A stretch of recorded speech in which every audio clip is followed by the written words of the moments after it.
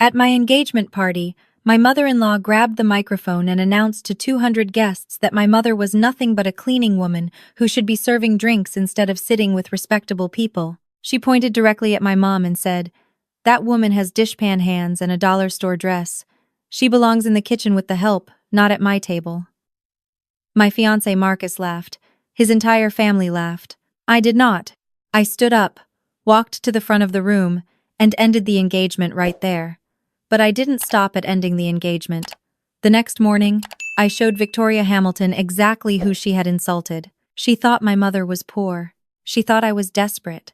She had no idea that the cleaning woman's daughter owned the hospital where her husband performed surgery, and by noon, the Hamilton family empire was in ruins. Before I continue, let me know where you're watching from in the comments. Please subscribe and like this video to find out how one phone call from me left my arrogant ex-in-laws begging on their knees. My name is Elena, and at 32 years old, I had spent 3 years living a lie. To the Hamilton family, I was just a medical billing clerk at a small clinic, a lucky girl from the poor side of Phoenix who had somehow caught the attention of their golden son Marcus. They believed they were royalty in Arizona's medical community, a dynasty built on generations of surgeons and hospital administrators. What they never bothered to discover was that I was the founder and CEO of MedCore Systems, the healthcare technology company that processed billing for half the hospitals in the Southwest. I kept my career hidden because I wanted to be loved for who I was, not what I owned.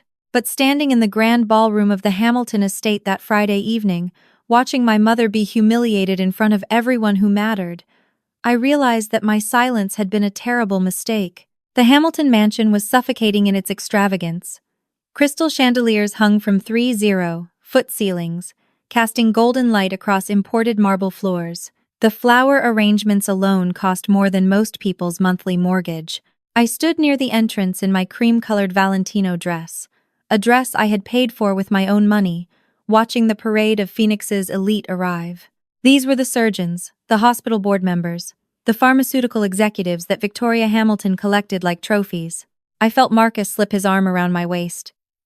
He looked perfect in his tailored suit, flashing that confident smile that used to make my heart race. "You look stunning, babe," he whispered, kissing my cheek. "Try to relax. Mother worked very hard on this party. Let's not give her any reasons to be upset." I forced a smile, but my stomach churned with dread. For the past week, I had been asking to see the guest seating arrangements. Victoria had dodged every request, claiming she was handling the logistics personally. Now, looking at the elegant seating chart displayed on an easel near the entrance, I understood why. My eyes scanned the numbered tables. Table 1 was reserved for the Hamilton family and their closest friends, the chief of surgery at Phoenix General, the dean of the medical school, a state senator. Tables 2 through 12 were for their VIP connections. I kept searching for my mother's name. Carmen Reyes. I finally found it at the bottom of the list. Table 47. My blood turned to ice. I walked over to the diagram to confirm the location. Table 47 wasn't just in the back of the ballroom. It was positioned in a small alcove near the service entrance, partially hidden behind a folding partition. It was where the catering staff stored their equipment between courses. "Marcus," I said, struggling to keep my voice steady. "Why is my mother at table 47? That's behind the partition. She won't even be able to see the stage." Marcus didn't even glance at the chart. He was too busy waving at a colleague across the room. "Oh, that. Mother thought it would be best. You know how your mom gets uncomfortable around important people. She doesn't know how to make conversation with surgeons and executives.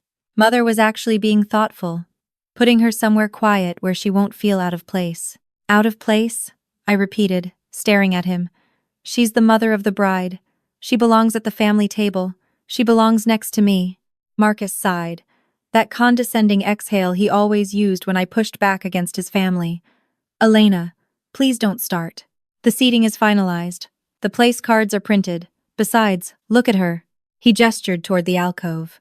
My mother Carmen was already sitting there, alone at a table meant for 8. She was wearing a simple navy blue dress she had bought at Nordstrom Rack, elegant and modest, but compared to the designer gowns filling the room, it looked plain. She sat with her hands folded in her lap, smiling politely at a waiter who was setting up a serving station nearby. She doesn't know the difference between a Pinot Noir and a Cabernet, Marcus whispered, leaning close so no one could hear.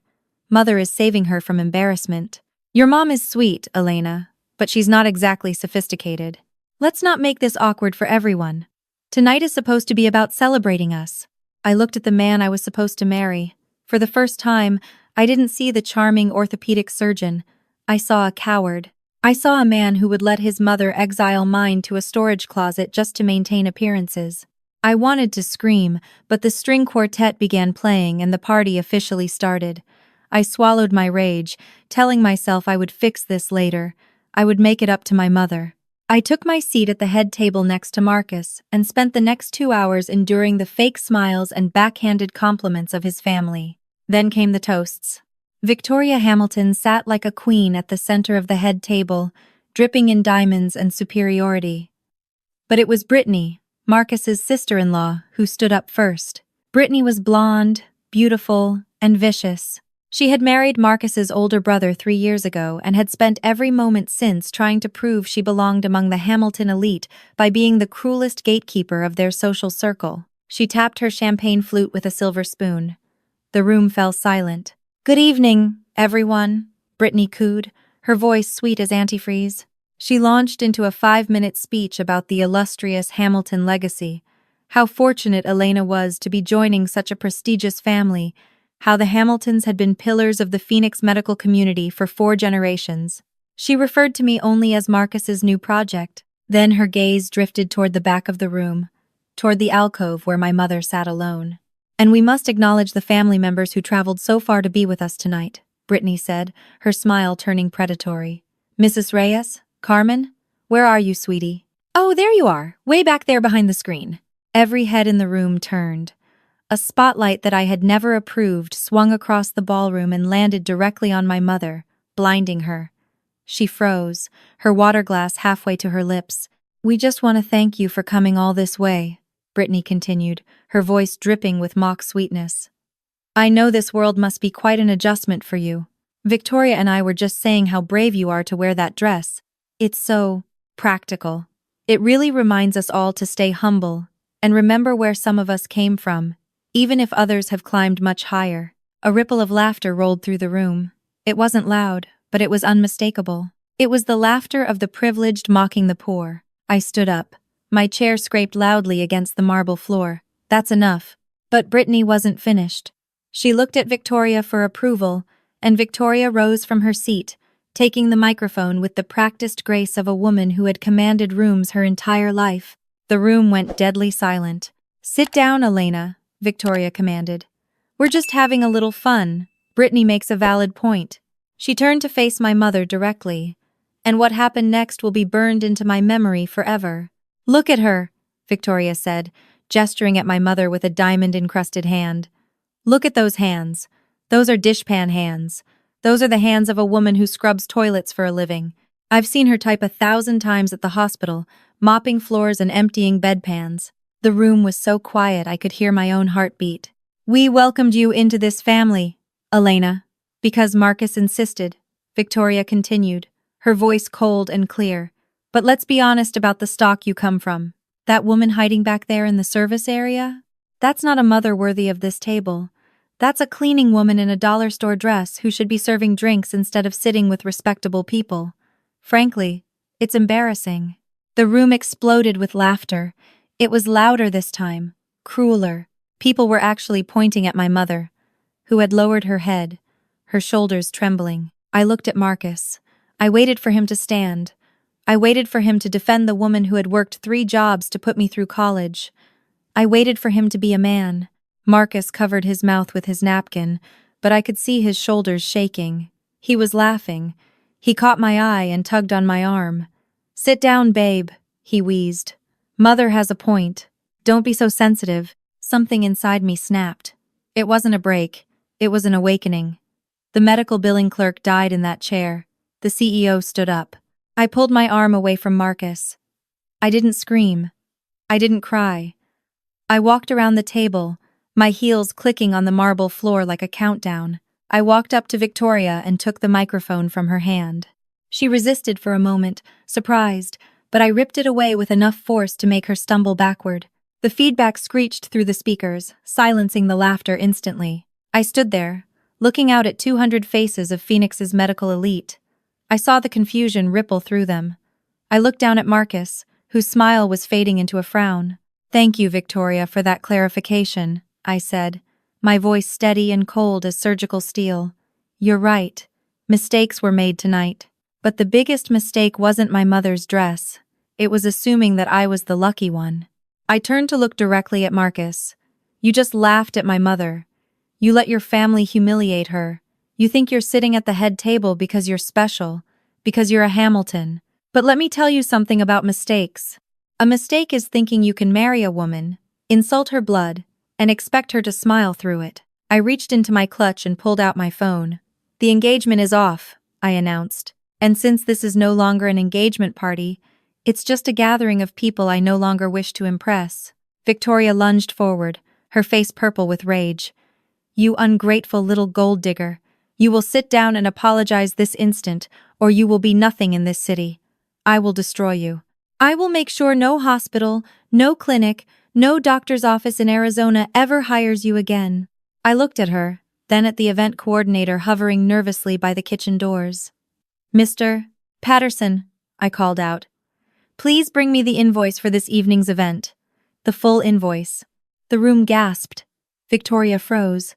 Marcus stood up, looking pale. "Elena, what are you doing?" he hissed. "Stop this drama." "The drama hasn't started," I replied, locking eyes with him. "I'm just about to balance the books." The event coordinator shuffled forward, clutching a leather folder. His hands were shaking. "Ma'am, the total for the venue rental, catering for 200 guests, the string quartet, the flowers, and the premium bar package comes to $87,000. Victoria waved her hand dismissively. "Bill it to Hamilton Medical Associates. My husband will handle it Monday morning." "Actually," Mr. Patterson said, his voice cracking, "we attempted to run the authorization on the corporate card this afternoon. It was declined. We tried the backup card as well. Also declined." The silence that followed was deafening. "That's ridiculous," Victoria sputtered. "It's a bank error." Elena paid the deposit. "Just charge the rest to whatever card she used." I smiled. It was not a warm smile. "Ah yes, the deposit. My card."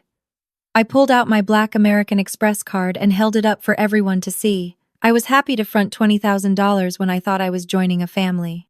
But since I'm apparently the daughter of a cleaning woman who should be serving drinks, I think it's only fair that you cover your own expenses. I turned to the event coordinator. "I'm withdrawing my authorization effective immediately. I'm not paying for this event.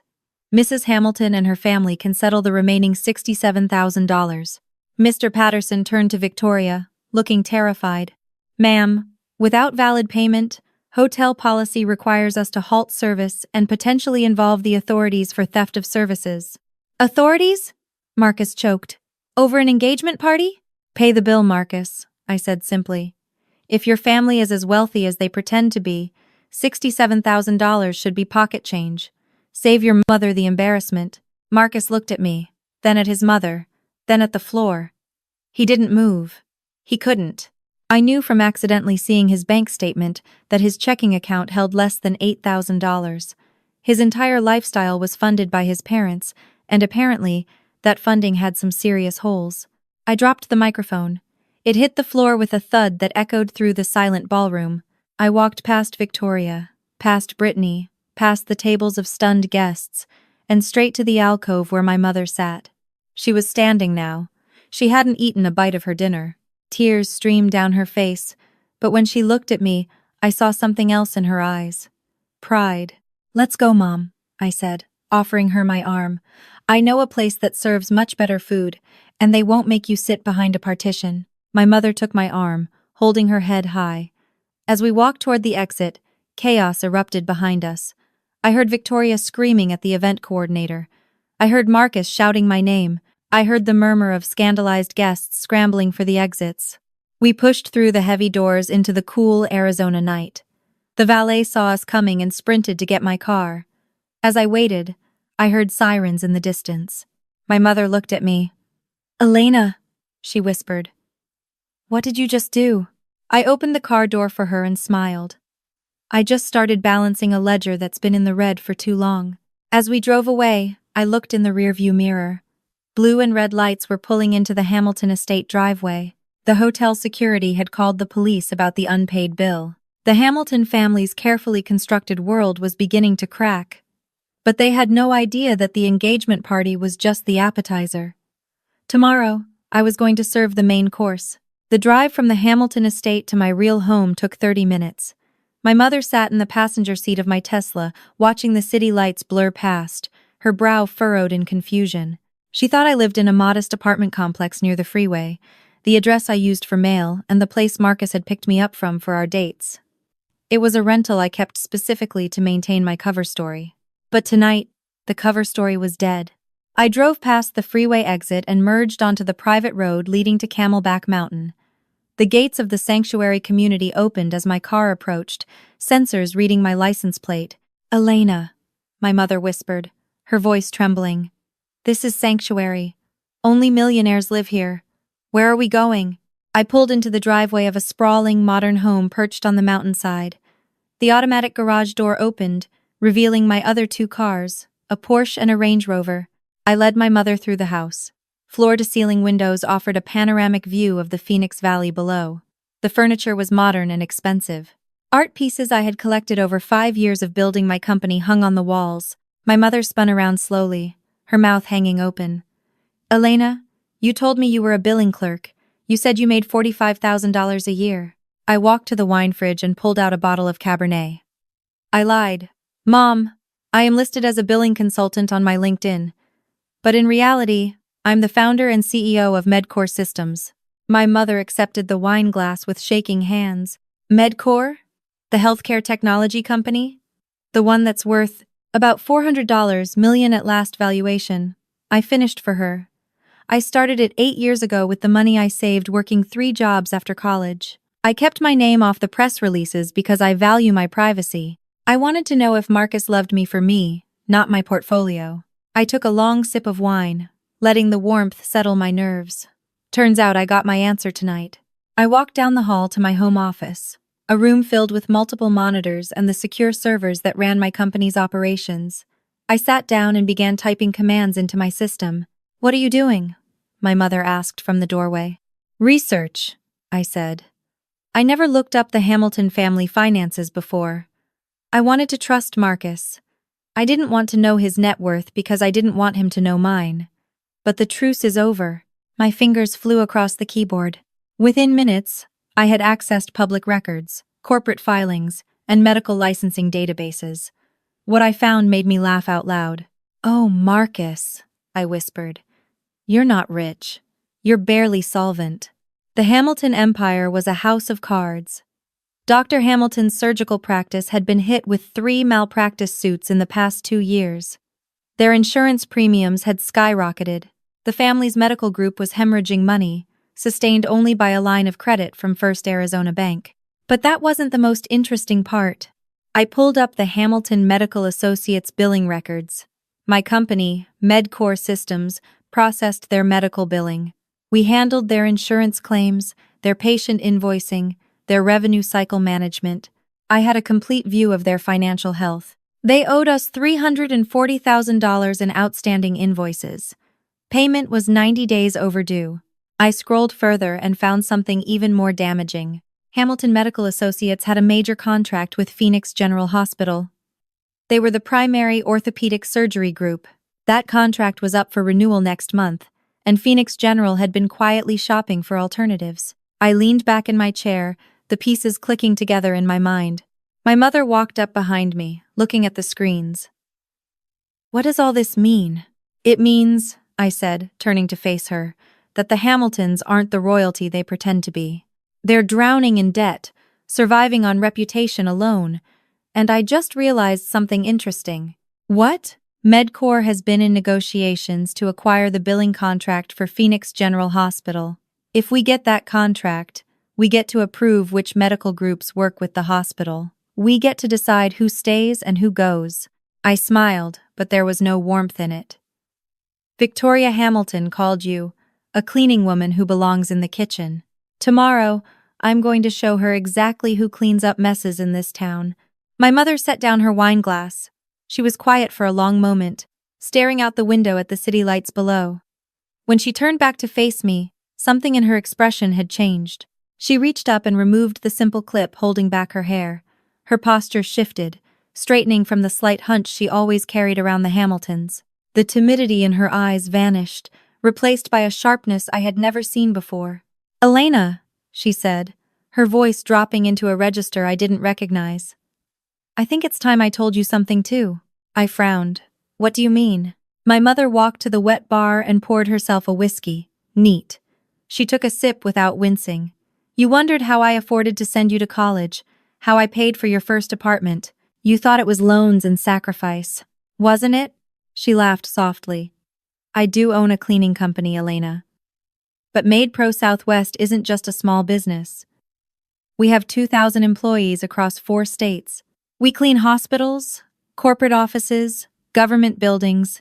We have contracts worth $50 million a year." The room tilted. I gripped the edge of my desk for support. "You're telling me," I said slowly, "that you own a multi-million-dollar company? $50 million in revenue. About $12 million in profit annually. I started it 25 years ago with a bucket and a mop. I kept my name off the website because I wanted you to understand the value of building something yourself."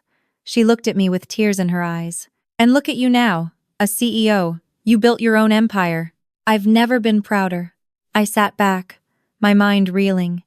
"But the dress tonight, the way you let them talk to you." "I was testing them," my mother said simply. "You told me you were in love. You told me the Hamiltons were good people. But money reveals character, Elena. I wanted to see if they would treat a poor woman with dignity or if they would show their true colors." She took another sip of whiskey.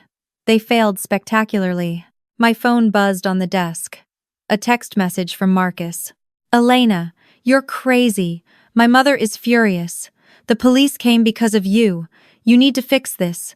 Come back right now, pay what you owe, and apologize to everyone. If you don't fix this tonight, my father will sue you for emotional distress. You have until morning to make this right." I showed the message to my mother. She read it and laughed.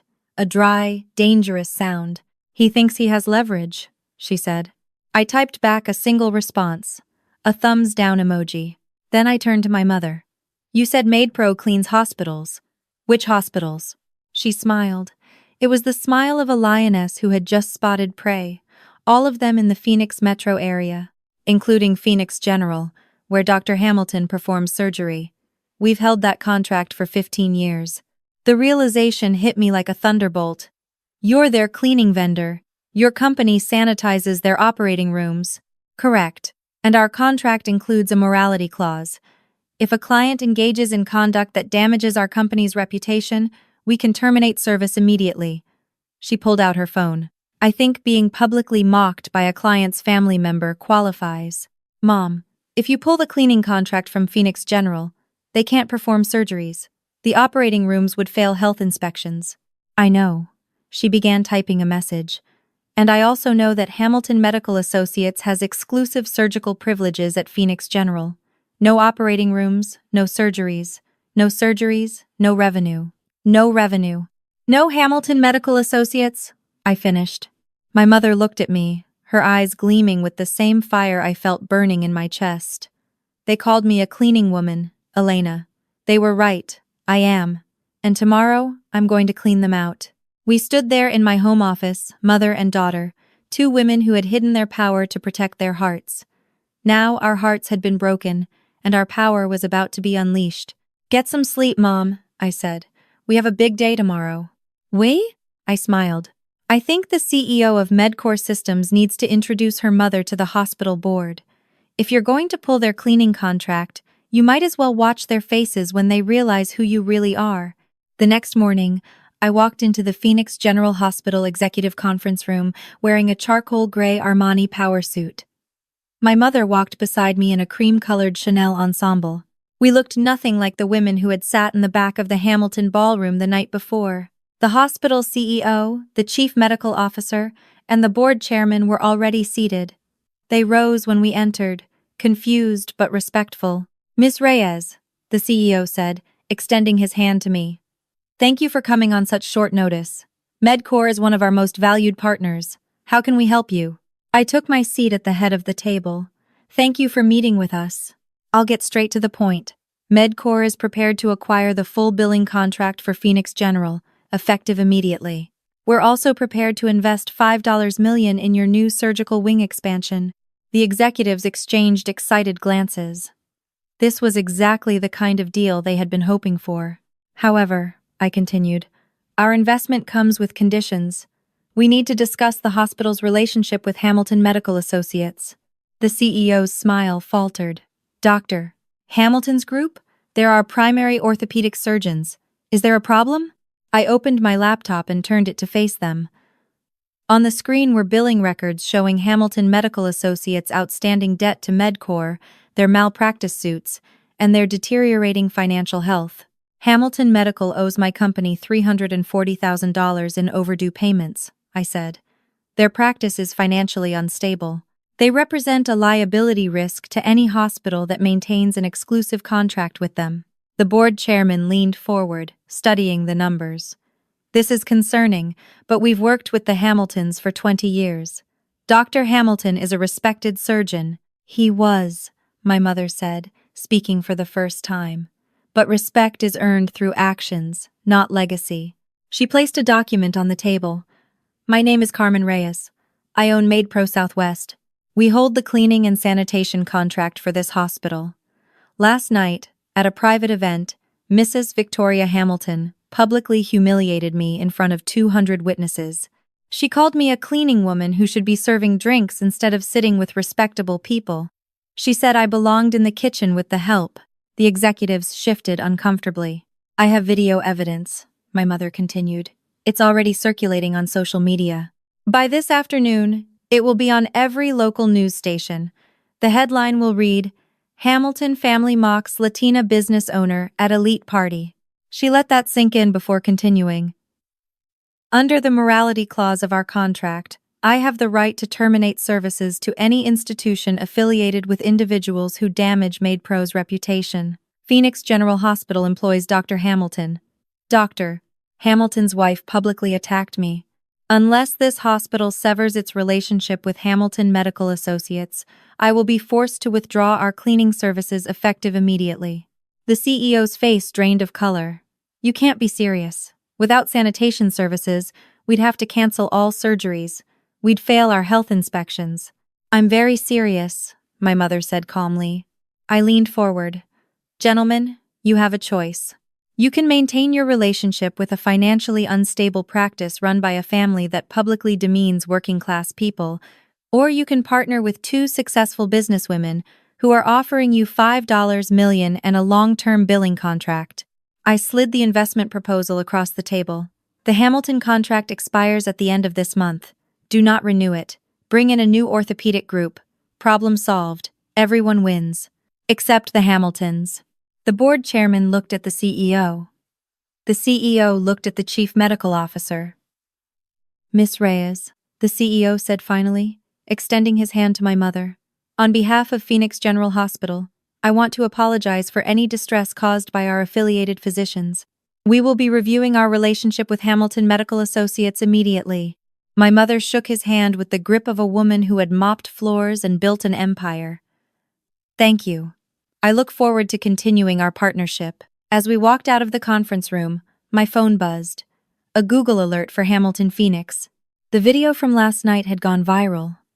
2 million views in 12 hours. The hashtag numbered dollar store dress was trending nationally. Victoria Hamilton was being dragged across every social media platform as the face of elitist cruelty. And the morning was just getting started. By noon, the dominoes were falling faster than I could count them.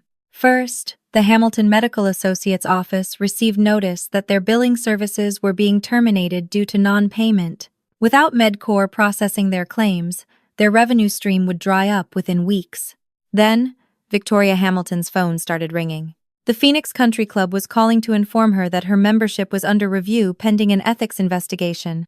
The charity board she chaired was requesting her resignation. The local news station wanted a comment on the viral video. But the killing blow came at 2 p.m. when Dr. Hamilton received a certified letter from Phoenix General Hospital. Their exclusive surgical contract would not be renewed. He had 30 days to transfer his patients to other providers. I wasn't there to see it, but I heard later that Victoria Hamilton collapsed in her living room when she heard the news. The family doctor had to be called. The woman who had called my mother a cleaning woman was now on her knees, hyperventilating, watching her entire social structure crumble. And there was one more surprise waiting for them. Marcus called me 17 times that day. I answered on the 18th. "Elena," he gasped. He sounded like he had been crying. "Please, you have to stop this. My father lost his hospital privileges. My mother is having a breakdown. Just tell us what you want. Money? An apology? Name it. We'll do anything." I was sitting in my home office, watching the news coverage on one screen while monitoring the Hamilton family's social media implosion on another. "I don't want anything from you, Marcus." "Then why are you doing this?" "Because of one bad night? Because my mom made a stupid joke?" "A joke?" I repeated, my voice cold. "Your mother called my mom a cleaning woman who should be serving drinks. She humiliated her in front of 200 people. And you laughed, Marcus. You laughed at the woman who raised me. I was nervous. I didn't know what to do.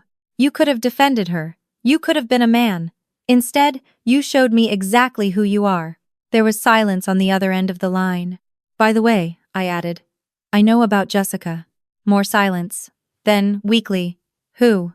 "The surgical resident you've been sleeping with for the past 6 months. The one you take to the Scottsdale Hotel every Thursday night when you tell me you're working late. I have the receipts, Marcus. Hotel invoices charged to your company card. Text message. Photos." His breathing became ragged. "How did you—" "I'm a tech CEO, Marcus. I can find anything." I paused. "The local news is very interested in a follow-up story about the Hamilton family. Something about the golden son being a cheater while his mother mocks working women. It would make quite a headline." "Please," he whispered. "Don't. I'll do anything." "Here's what you're going to do," I said. "You're going to take whatever is left of your practice and your reputation and you're going to move far away from Phoenix. You're going to leave my mother and me alone forever. And if I ever hear that you or anyone in your family has spoken badly about us again, those hotel receipts go viral. Do you understand?" "Yes," he choked. "I understand." "Good. Goodbye, Marcus. Have a nice life. What's left of it." I hung up and turned to my mother, who was sitting on my couch with a glass of wine, watching the news coverage with a satisfied smile. "It's done," I said. She raised her glass. "To the cleaning women." I raised mine. "And the mistakes in dollar store dresses." We clinked glasses as the sunset painted the Phoenix skyline in shades of gold and red. 1 year later, I parked my car outside the new MadePro Southwest headquarters. My mother and I had combined our business networks, creating a healthcare services company that provided everything from medical billing to hospital sanitation. We had doubled our revenue and expanded to 8 states. Tonight was our company anniversary celebration, and the party was in full swing. But before I went in, I checked my phone. I had a Google alert set up for Hamilton, Phoenix. A small, guilty pleasure. Victoria Hamilton had been forced to sell the family estate to cover her husband's malpractice settlements and legal fees. They now lived in a modest condo in Tempe. She had been spotted working part-time at a department store makeup counter, teaching wealthy women how to apply foundation. The irony was delicious. Dr. Hamilton's medical license was under review after a patient complaint. His surgical career was effectively over. Marcus had moved to California and was working as a pharmaceutical sales representative, driving from clinic to clinic in a company car, trying to convince doctors to prescribe medications. He had been divorced once already. His short-lived marriage to Jessica, the surgical resident, lasting only 4 months before she left him for an attending physician. And Brittany, the sister-in-law who had started the whole nightmare with her cruel toast? She had been arrested for insurance fraud 3 months after the engagement party. Apparently, she had been filing false claims on her husband's medical practice for years. She was currently awaiting trial, facing up to 5 years in federal prison. I locked my phone and stepped out of my car. The evening air was cool and clear, filled with the sound of music and celebration. I walked into the garden of our new headquarters. String lights sparkled in the trees, tables were covered with delicious food. The guests weren't society elites or social climbers. They were employees, partners, and friends who had stood by us through everything. My mother found me near the entrance, holding 2 glasses of champagne. She looked radiant, her silver-streaked hair flowing freely, her smile genuine and warm. "To another year," she said, clinking her glass against mine. "To another year," I replied, "and to never hiding who we are again." We walked through the crowd, stopping to hug people we actually loved. A woman I didn't recognize approached me, looking nervous. "Excuse me," she said. "Are you Elena Reyes, the CEO?" "I am. I just wanted to thank you," she said, tears welling in her eyes. "I saw that video last year, the one from the engagement party.